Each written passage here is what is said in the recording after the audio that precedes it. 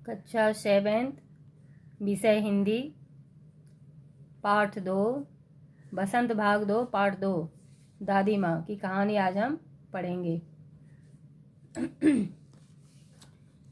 लेखक को अपनी दादी माँ के मृत्यु का समाचार मिलने पर लेखक बहुत दुखी होता है। उनके जो मित्र हैं उन्हें सांत्वना देते हैं, बाद में उनके पीछे उनका मजाक उड़ाते हैं, फिर भी लेखक उनके बातों पर ध्यान नहीं देता है। दादी माँ की याद सजीव हो उठती है। यह याद करते हैं कि किस तरह उनके दूषित जल में स्नान करने पर वह बीमार हो जाते हैं। दादी माँ ने उनकी खूब सेवा की थी। उनके गांव गंवई की जो भी दवाएं थी, 50 दवाओं के नाम आदि याद हैं। वे गांव में किसी के बीमार हो जाने पर अपने परिवार के सदस्य की तरह उनकी देखभाल किया करती थीं। उनके भोजन इत्यादि साफ सफाई का, दवाई का ध्यान रखती थीं। वे बताते हैं कि जब वे बीमार होते हैं तो डॉक्टर, नौकर आदि की सेवाएं मिलने के बाद वे ठीक तो हो जाते हैं, पर उन्हें अपनी दादी की बहुत याद आती है। उनके भाई की शादी में जब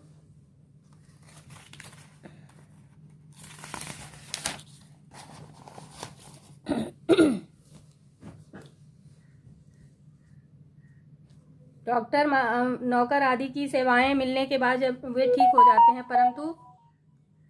पर उन्हें अपनी दादी की बहुत याद आती है। उनके भाई की शादी में जब उनका उत्साह बहुत अधिक था, वे कोई काम नहीं करती थी, परंतु उनका वहाँ रहना ही बहुत था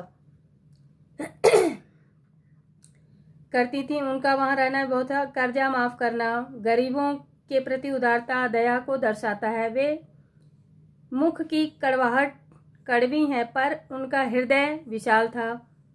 अगले प्रसंग में लेखक का दादी के प्रति प्रेम प्रदर्शित किया गया है।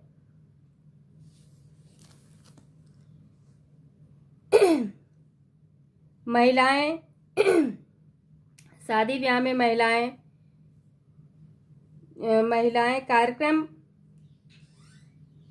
महिलाओं के कार्यक्रम को चोरी से देखना, बाद में जब लेखक पकड़े जाते हैं उन्हें दादी माँ डांट से बचाती हैं। उनकी छाया में खड़े होकर सदा लेखक को अभयदान मिल जाता है।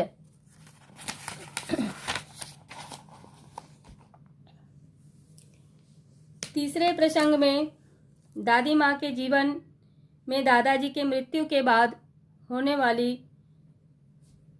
घटनाओं का वर्णन किया गया है। एकाकीपन का सुंदर चित्रण है। इस प्रसंग में लेखक ने बताया है कि दादाजी की मृत्यु हो जाने पर भी दादी माँ अपना दुख सदैव सबसे छुपा लेती हैं। वह किसी को दुखी नहीं होने देती हैं। इस प्रसंग में उनकी सहनशीलता का वर्णन है। अंतिम प्रसंग में लेखक दादी माँ का प्रेम प्रदर्शित करते हैं।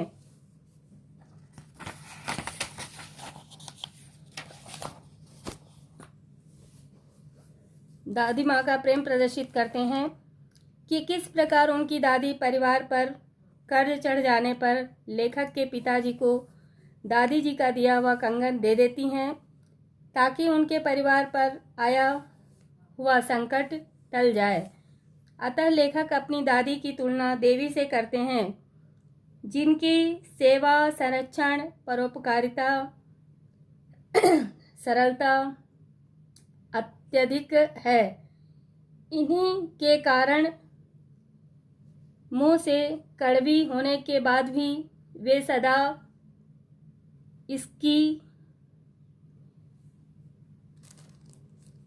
इसका मन जीतने में सफल हो जाती हैं। बाद में सदा दूसरों का मन जीतने में इन्हीं के कारण मुंह से कड़वी होने के बाद भी वे सदा दूसरों का मन जीतने में सफल रही हैं।